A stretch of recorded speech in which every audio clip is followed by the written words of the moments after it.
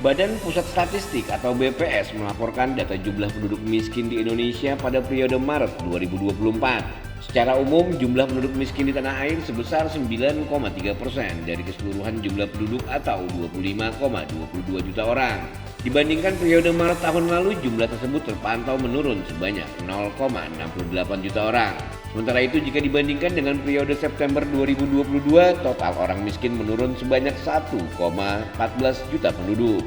BPS mendefinisikan penduduk miskin sebagai penduduk yang memiliki rata-rata pengeluaran per kapita per bulan di bawah garis kemiskinan. Pada Maret 2024, garis kemiskinan di Indonesia tercatat sebesar Rp582.932 per kapita per bulan. Nominal pengeluaran minimum tersebut terdiri dari garis kemiskinan makanan jumlah Rp433.906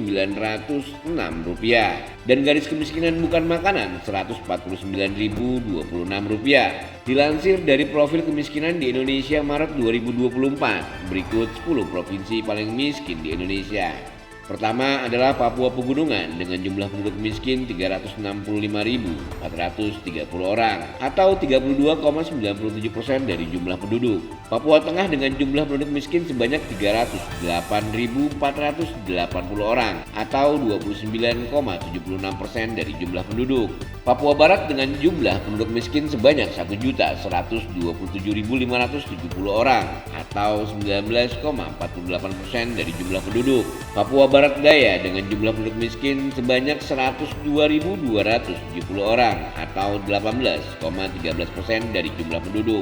Provinsi Papua Selatan dengan jumlah penduduk miskin sebanyak 92.200 orang atau 17,44% dari jumlah penduduk.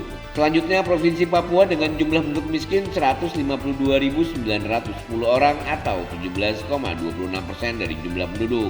Provinsi Maluku dengan jumlah penduduk miskin 297.680 orang atau 16,5% dari jumlah penduduk. Gorontalo di posisi 9 dengan jumlah penduduk miskin sebanyak 177.990 orang atau 14,57% dari jumlah penduduk. Dan Aceh di peringkat ke-10 dengan jumlah penduduk miskin 804.530 orang atau 14,23% dari jumlah penduduk.